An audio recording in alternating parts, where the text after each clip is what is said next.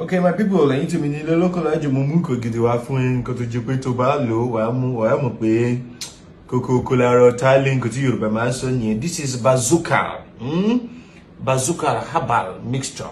Òun ni mo mú wá ẹ̀. Ṣúrí ilé ọ̀ wà fún ìwọ tó bá jẹ́ pé o ní any kind of infection nínú ara ẹ̀. Yorí bazooka yìí tó bá ti gbé lura. Oh my God, the rest is history. Ohun Yorùbá máa ń sọ pé dánwò ló bí ìyá ọ̀kẹ́rẹ́, dán bazooka o, wàá mọ̀ pé ìwọ gan wàá zooka bó ṣe jẹ́ nìyẹn.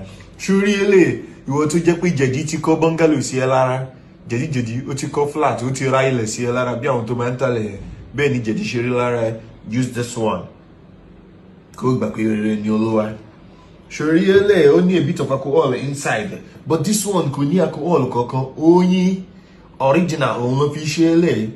So méjèèjì ó wà okay, ó strong, dáadáa, cool look.